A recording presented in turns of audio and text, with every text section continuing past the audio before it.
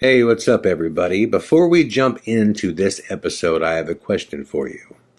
Would you like to join me on a paranormal investigation? And not just a history tour camouflaged as a paranormal investigation, but an authentic paranormal investigation with real clients and real stakes. If so, on October 17th through the 20th, there are 8 spots left to join me at AGH Presents the Flint Creek Ranch, which is an estate located just outside of Dallas, Texas, that is allegedly haunted. It is not just any estate. This is a 3,900-acre estate in which the main house is 6,400 square feet, but it is also allegedly very haunted, which the owners don't even sleep in there. They actually sleep in their guest house, which is half the size.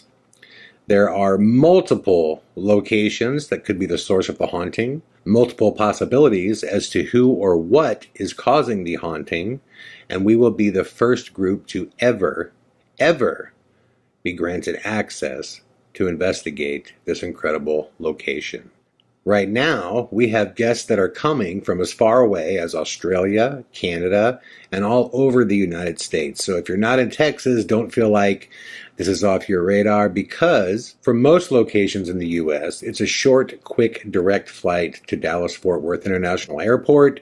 And once you're at the airport, through carpooling with our current guests, we can definitely arrange to help you with transportation to the Flint Creek Ranch. I want to make it very clear that this is a real investigation. It is a 4-day, 3-night event with all kinds of things that are planned. You'll be living in the haunted location the entire time. So although we have paranormal investigation and ghost hunting time set, at any given time, anything can happen. Having said that, my friends, if you are interested in joining us for this truly once-in-a-lifetime event, and you want to claim one or more of the final 8 tickets to this event, please visit www.aghtelevision.com/events, which you can see the address on the screen right now.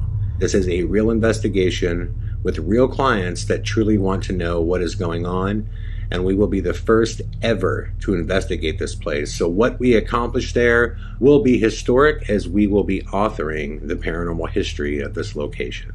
And beyond all of that, it's just going to be an incredible time with an amazing group of people, which I hope to see you there. Now, with that being said, let's jump right in to tonight's episode.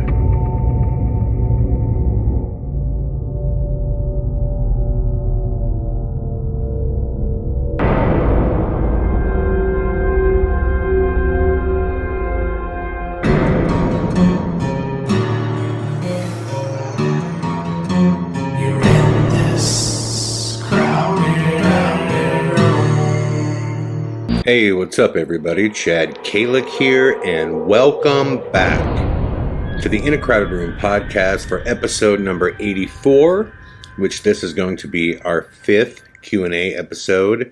How this works is every 10 to 12 episodes, I will go through my email and message boards and comment boards, and I will look for the most interesting and the most unique questions, or the most timely questions that you guys have, and make sure I answer them here. If you have questions that you want to ask and I haven't answered them here or on comment boards, you can always email me directly at aghsoldiers@me.com.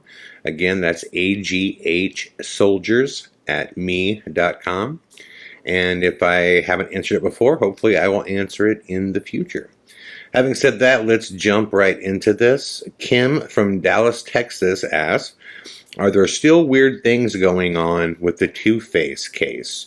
The answer is absolutely. And Craig and I have talked about whether or not it's smart to continually be updating everybody on what's going on. Not even from the standpoint of, releasing films about it, but is it smart in general to be doing that? And we've both kind of made the decision that, we're going to keep a lot of this stuff private, and we'll release it through the films unless it calls for us to release it publicly. And beyond that, I just don't think either one of us want this to become our life, where all we do is talk about the weird shit going on with the ongoing investigation of the Sir No Face, Two Face, Phantom Rider, and soon to be Pale Face docuseries, documentaries. But what I can tell you is nothing has stopped. We're very uncomfortable about a lot of things that's going on right now, which you're going to learn about a lot of it on the forthcoming Phantom Rider documentary. So hang tight with us and you will see what has been going on. And, for what it's worth, there's been some really positive things that have happened too, as I think I have a part of this puzzle figured out.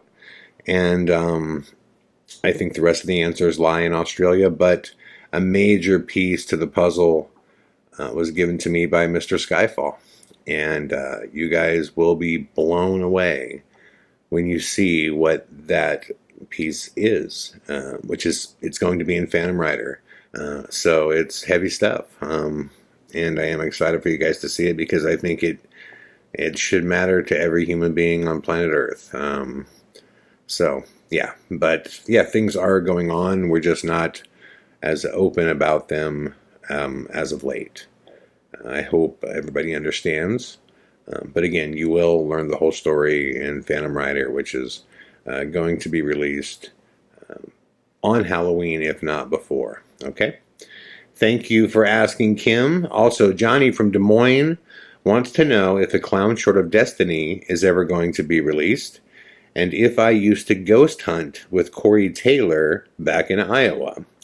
For those of you that don't know, A Clown Short of Destiny is my first documentary. The first documentary I ever made, which chronicles one of the best rock and roll stories you will ever see in your life. And it involves a really heated local music scene war between my band 35 Inch Mutter and Slipknot, which of course has gone on to become the biggest metal band in the world. This is an incredible, truly an incredible story, guys. As far as releasing the film, well, what's interesting is way back in 2004, when I was editing The Clown Short of Destiny, I got to the point where there was a rough cut that I liked. And admittedly, at that time, my filmmaking skills were not where they needed to be. My storytelling skills were way beyond my filmmaking ability. But I had a rough cut. I had some things blocked together in a way that I could tell the story. I thought it was pretty good. And keep in mind, at that time, I didn't even know how to do color correction or even balance audio. I was just blocking together scenes and laying over narration at 90 miles an hour. And I just had no clue what the fuck I was doing when it came to filmmaking. But oddly enough, I submitted the film to 2 film festivals. One was the Park City Film and Music Festival, which is a huge festival. And the other one was an equally huge festival, which was the New York International Independent Film Festival. To my surprise, despite the film being a completely unfinished, unpolished, rough cut, I won both festivals. I won the Director's Choice Award for Best Documentary at the Park City Film and Music Festival. And I also won the Audience Choice Award for Best Documentary at the New York International Independent Film Festival. That actually led to a front page story on the head of Revolver magazine, on the front page of Revolver magazine, which is the largest metal magazine in the world, under the title, "The Movie Slipknot Doesn't Want You to See." And a bunch of craziness broke out. And the film ended up actually getting sidelined due to my contract with Spielberg and Rising. But where is the film today? And your question is it coming out? Yes, I do want to release this movie. I'm hoping I can do it in 2020, if not 2021. But it needs to be completely re-edited. The story needs to be retold. There's a lot of things that have happened, in the last decade that make the story even more compelling. But more than anything, it just needs to be edited correctly. I didn't know what the fuck I was doing at all. And the film, to me, just looks like a really rough YouTube video. I've heard people argue the opposite and say, no, it looks raw, but it's actually really good.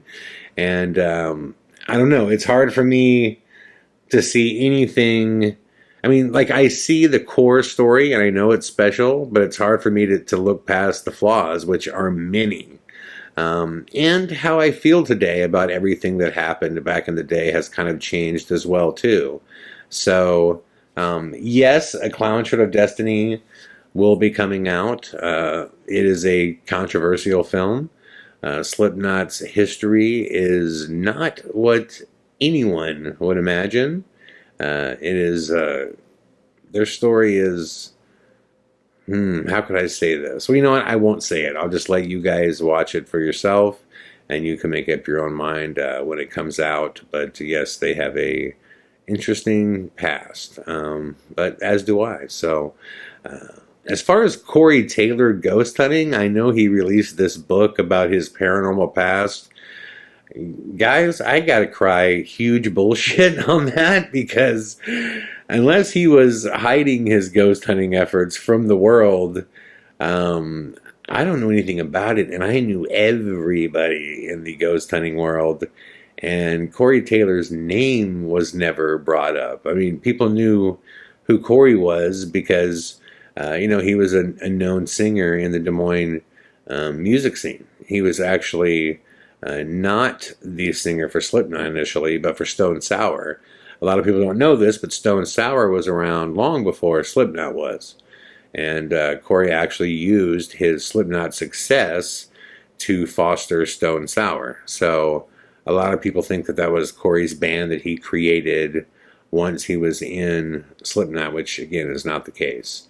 But as far as his ghost hunting, that was news to me, and I'm sure to everybody else that was involved with ghost hunting at that time. So no, I did not ghost hunt with Corey Taylor, nor do I believe anybody else did either, nor do I believe he ever did. So I don't know, why would he write a book about all that? I don't know. I have a lot of conspiratorial reasons I could suggest, but I don't know, and I gotta call bullshit on his paranormal past. He just wasn't out there doing it where anybody would have known. So, unless he hid it from everybody. So, I don't know, but that's my honest answer to those two questions. Thank you for asking. And Kristen from Audubon, Iowa asked, what is my favorite documentary of all time?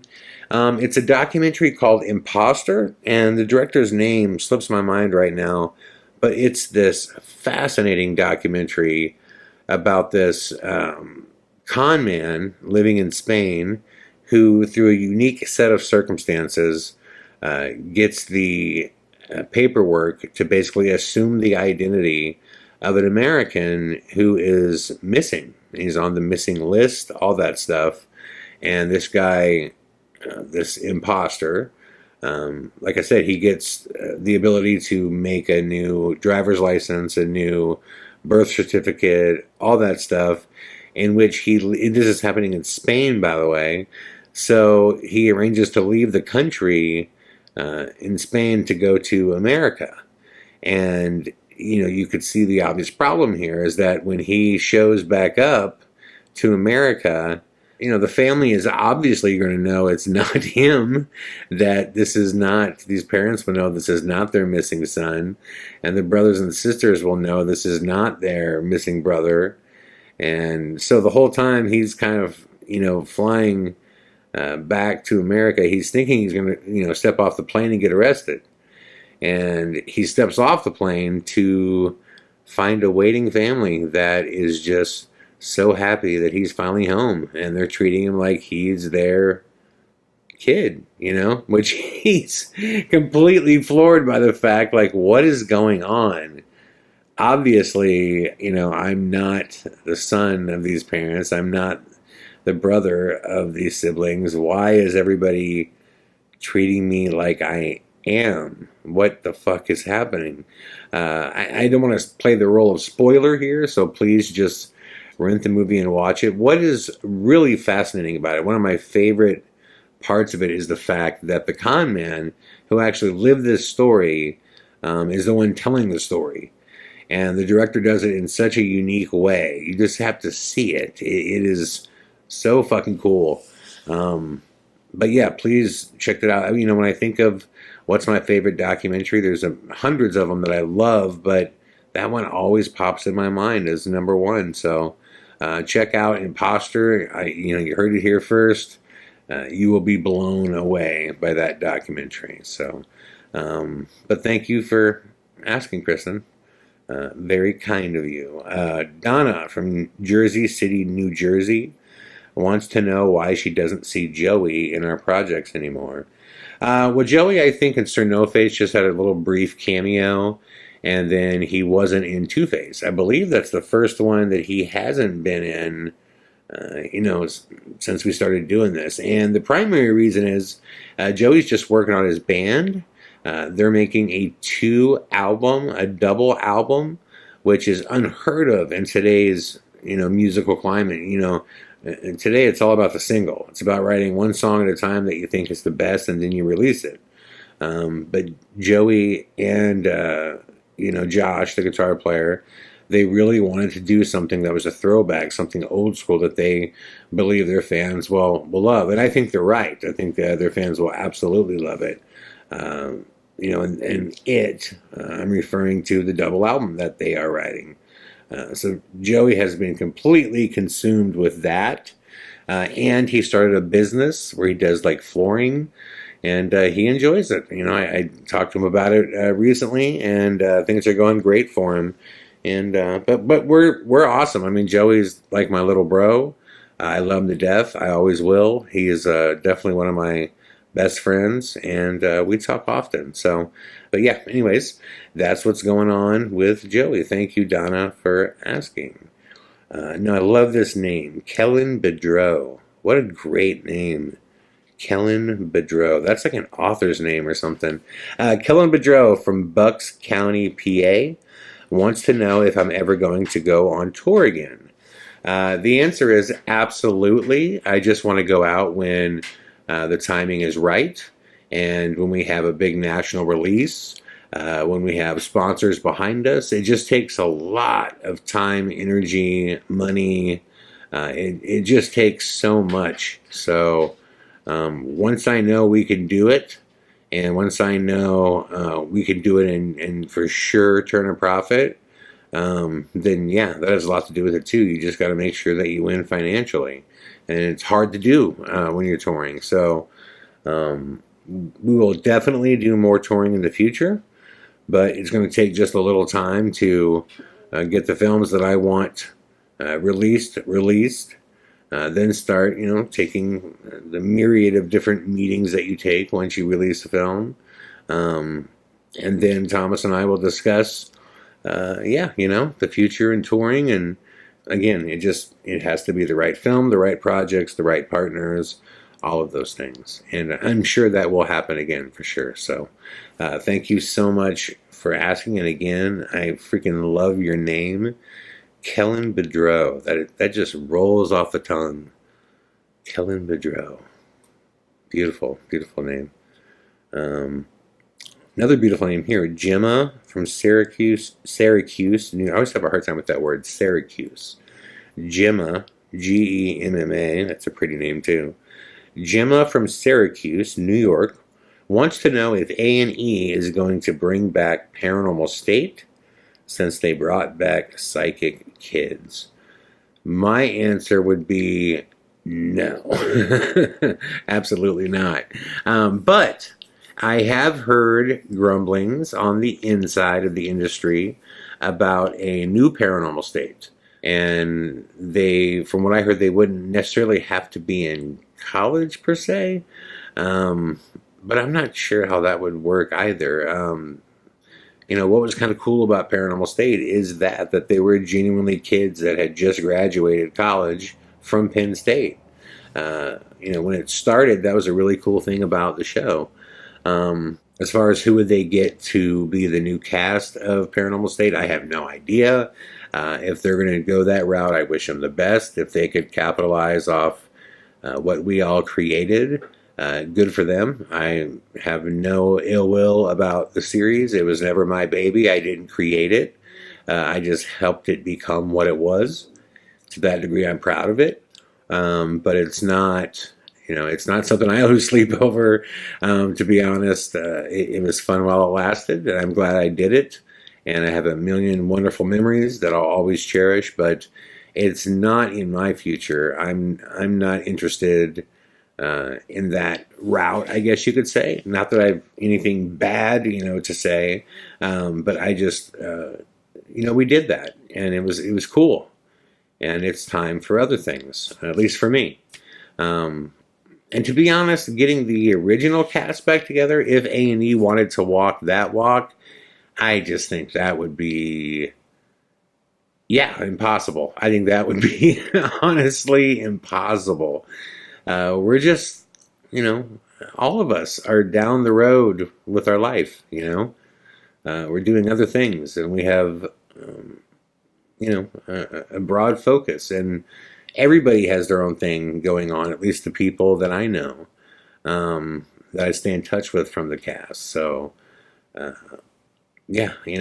don't know where Ryan is or what he's doing, and that's cool. He needs to focus on himself. But Katrina's doing her thing. Taddy has her show. I got my movies. I think Sergi's married now, and he's started a whole new life. So I just don't think that's a possibility. At least not with us. But again, I heard grumblings. They're trying to put it back together. So maybe a version of it will return. Just not with us. So that is my honest answer about Paranormal State returning. So thank you for the question, Gemma. Very nice of you. Kendall from Kissimmee, Florida, wants to know if I ever spoke to Laura about doing a Q&A session. Actually, I did, and surprisingly, she was interested. She said that she could do it. She just wanted to look over the questions and pick what questions she wanted to answer. So if you guys are interested in hearing Laura's take on my crazy life, or kind of what it's been like being the better half of our marriage, feel free to email any questions you have for Laura at aghsoldiers@me.com. Again, that is aghsoldiers@me.com. And Laura said that she was okay answering a few questions. So that's cool, because she's never done anything like that before. So I'm excited to hear, what her responses would be to all of your questions. So if you have anything you want her to respond to, just email me, let me know, and we'll take it from there. I'll update you guys and let you know what's going on. So thank you, Kendall, for asking about that. Next question is actually a very long one, and I included all of it just because I thought this was really brave of this woman to send this message and to ask these questions. This is from Meredith from Denver. And Meredith says, Chad, I've been listening to your AGH Devil in the Details podcast, and I want to commend you for your commitment to honesty, as I have been shocked by how real you have been and the details you have divulged about not only others in your family, but especially about yourself and Laura. If you don't mind, I have 2 questions that may be too personal to answer, but I figured I would still try based upon your honesty in the Devil in the Details podcast. You've been very open about your struggles when it comes to remaining faithful to Laura in the early portion of your relationship. I've had similar problems in my relationship. I've been with my husband for 12 years and struggled to be faithful during the first 2 of those years, which no matter what, every fight that we get into she says no matter what, every fight that we get into ends with him bringing up my past infidelity. My question is, how have you and Laura gotten past these mistakes? And my second question is, how are you able to conquer those urges with other people that you find attractive? As even though I have been faithful for the last decade, I recently met someone through work who I am really into, and I feel that at the very least, the potential is there to once again be unfaithful, despite the fact that I don't want to be. I just figured I would be upfront and ask you, as again, you may be honest enough to answer. Well, first off, Meredith, thank you for listening and subscribing to AGH, The Devil in the Details. Secondly, thank you for your comments about honesty. That was, kind of the whole point of me doing that special podcast series, because there was so much that was left out of the documentary. And I really wanted everyone to understand every aspect of the story, because as you've seen, everything is tied together. And there's a lot there that people, I don't think, consider of what occurs in a negative haunting. So thank you for your kind words about my bravery. Some of it doesn't feel like bravery. It just feels like me talking. But there have been some difficult things on there that I've talked about that I've never talked about ever anywhere else. So it's rewarding to see that it matters to you. So thank you. And the third thing I want to say before addressing your questions is, to be really clear, I'm probably the worst person in the world to give relationship advice. I'm not, a relationship counselor or a sex counselor or anything like that. All I can do is be honest with you about my relationship with Laura, and that's it. So if that helps, I would be more than happy to answer your questions. But trust me, I am no relationship guru. As far as the cheating, to be clear, it was all one-sided. Laura's never cheated on me, and I did struggle with that for a very, very long time, especially in the early portion of our relationship. But I would like to point out that we were 15 when we started dating. And a 15-year-old boy is not going to be the most faithful kid in the world. Especially I had, as you've learned, if you've listened to the Devil in the Details podcast, I had a lot of issues, man. That haunting fucked me up. It really did. I was, admittedly, as I say in the podcast, I was ill-equipped to be on my own and have that much freedom at once when I finally went off to college. And, I didn't attach heartstrings to anything sexual. My reason for, loving Laura had nothing to do with sex. I didn't get it. I didn't understand why people made such a big deal. To be honest, out of cheating. That's how kind of messed up I was in the head.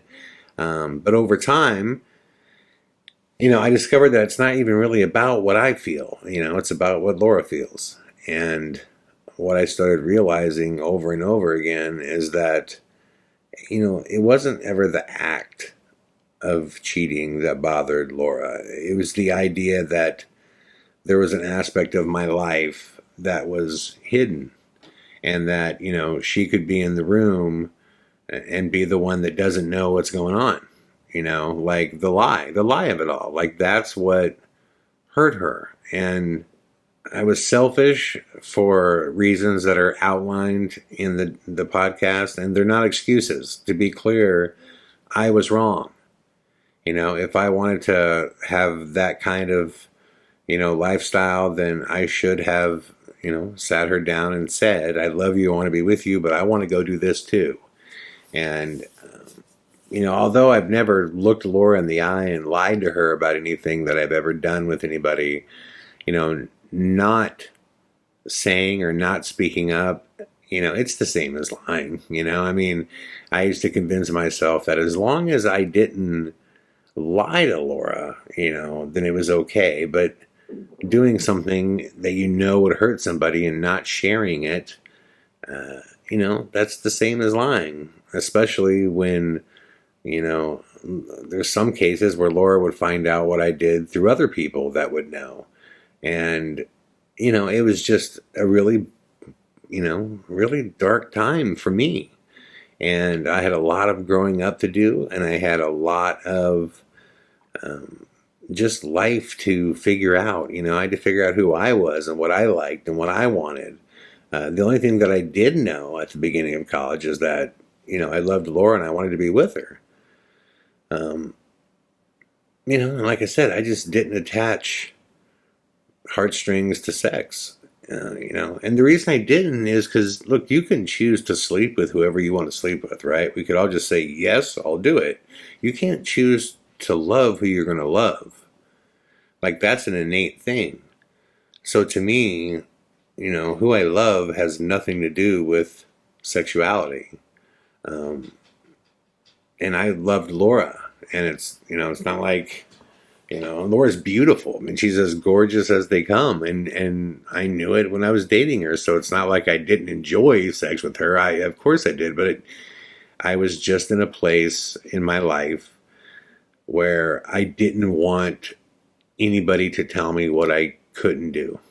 For the first time ever, at the age of 18, I had freedom. And I went insane with it. I just couldn't accept that anybody would put an expectation on me or an ultimatum, And, how do we work it out? Look, above all else, Laura and I are best friends. And I could say that's true today. It's as true as it was when we were 15. And, there's no magic trick to kind of like working it out. It was...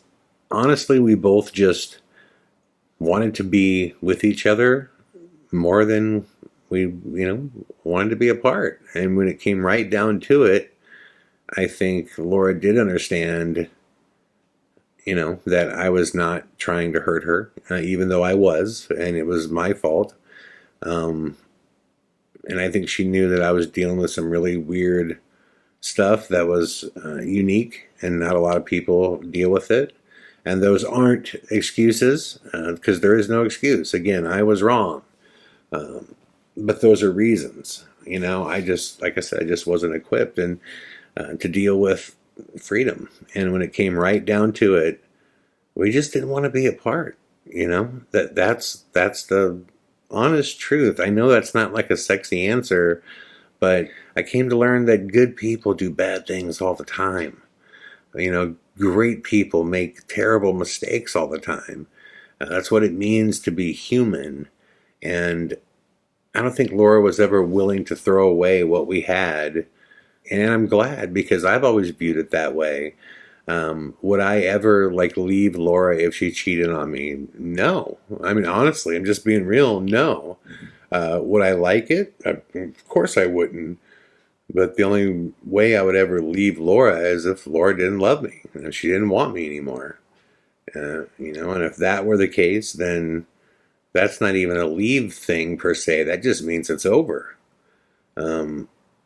So as far as how did we get past it? Well, I mean, I had some growing up to do, and I had to gain control of my addictive personality and my wants and my desires, and I had to find a way to really understand where she's coming from and to respect the fact that it's not about my feelings, it's about hers.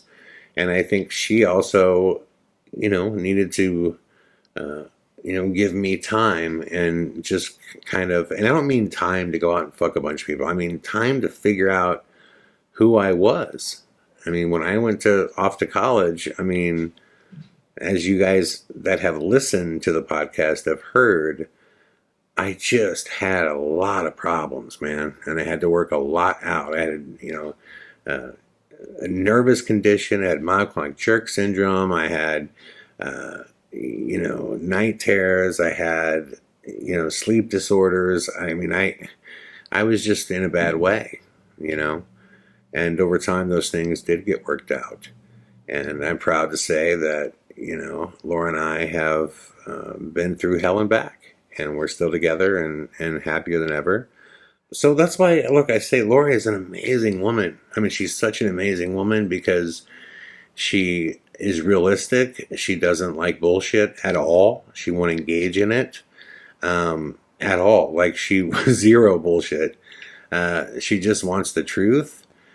She doesn't expect anybody to be Jesus Christ. I mean, she's always expected me to be Chad Calek, whoever that is. Um, and, that's it. She, the only thing she's ever really asked for is just honesty. Just be real with me. And once I kind of learned to get over, all my shit, and once we really started talking about our relationship and, what we wanted it to be and where we wanted to go, I mean, things just started to get better, So I know I'm being long-winded about this, but that's just it's an interesting question, and I do understand where it's coming from, and I guess I just want to answer you honestly. So, wasn't there a second question there? Let me look. Oh, how did I get over urges? I didn't, right? I mean, I'm sure Laura hasn't either. Look, hey, people are human beings. Urges as far as, I think you mean as far as, yeah, meeting people and having sexual urges or desires. Yeah, no, I didn't get over that. I don't think anyone does. If you did, man, you're not human, right? I mean, so I didn't get over urges. I just, grew up, man. At some point, you just got to be an adult and be in control of your actions and not, just engage in everything that brings you pleasure. And that's my thing. I'm an addict to all things, okay? If anything that gives me pleasure, I'm an addict. If left, if left to my own devices with nobody, yeah, I mean, and it could be a video game. It could be like man, when I first got Call of Duty, I wore that fucking thing out and played it until I got into the top 1% of players. I mean, literally went nuts on it. There was a time where I stopped by and got this chicken quesadilla from Del Taco, and it was so good. I ate it like every day for 3 months. I mean, I have the world's worst addictive personality. So it's just a matter of getting control of it. Everyone has the ability to just say, I'm not going to engage in this. I just want peace in my home anymore. I want peace, man. I don't want the drama that comes along with, having girls on the side. And I just want peace, and I want Laura to be happy. And I just want to have a good, honest life and not feel guilt and all that stuff. So I never overcame the urges. I just gained the ability to control them.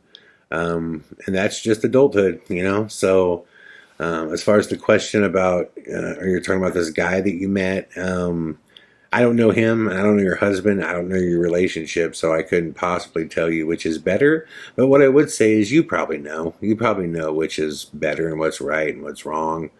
If you think, well, I'll just leave it at that. You know which is better. So if you feel like this new guy could be everything you want, that's one thing. If you feel like the husband's a good guy and you're fucking him over, then you probably are, So, all I would say is once I finally did get my shit together, life was much better, It was much better, and things started getting better in my life in general. So keep all that in mind. But I want to commend you, Meredith, because that is a really, really brave thing to put out there, and a really brave series of questions and admittances. So thank you so much, Meredith. Moving on here, there's a couple more. Linda from Crete, Nebraska wants to know if I have ever wondered if Daniel David Skyfall is still employed by the government, and if he's just trying to use me to further scare and confuse the public as to what is really going on. I know you're asking this, and the answer is yes. I have thought about this. What if Skyfall still works for the government and he is what he said he quit being? If he is still a member of an unacknowledged group whose job is to confuse people and discredit legitimate claims within the paranormal community, the ufology community. What if he's trying to use me to just further confuse people about what is really going on? Of course I worry about that. until Skyfall comes forward and gives me his real name or goes public with real, I'm always going to have a level of distrust. And I have told him that, and you'll see that in Phantom Rider. I've tried very hard to get Daniel David Skyfall, whoever that is, to come forward.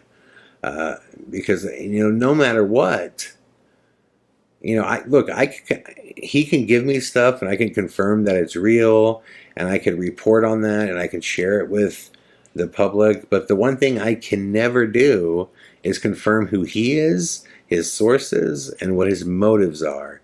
Not until he comes forward. So I've tried very hard to get him to come forward. And, the bottom line is he just says, listen, that ain't smart. I got a family. And he is concerned that he would be hurt, if not killed, if he ever truly came forward. That's what he says. And I get it, but I also just think if you really, really want to, drive this message home, you got to let people know who you are. You got to. And that public awareness will also create, I think, a layer of safety. And Daniel, if you're listening right now, man, as I've said, join me. Just come out and be who you are and stand by what you know. Okay, and having said that, last question, last but not least, Stuart from Perth, Australia, wants to know if I would ever consider doing a special podcast series during my Paranormal State years. That would be super interesting. Yeah, I would. I mean, geez, I can do a long one on that. I think that's a great idea. Right now, I'm kind of set on the podcast thing, but in a couple weeks from now, once I'm down the road a little bit with new episodes of In a Crowded Room, and once I'm down the road with the UFO Ranch and the Ghost Prophecies special podcast series, maybe that's the next one that we offer. But I think that would be really interesting because there's a lot to be said. And with that, that wraps up the Q&A. Like I said, we'll do another one in the next 10 to 12 episodes. If you have questions that I still haven't answered, like I said, just email me at aghsoldiers@me.com, and I will try to get to your questions. Thank you all for listening once again to episode number 84 of the In a Crowded Room podcast. I will be back tomorrow with more. All the best.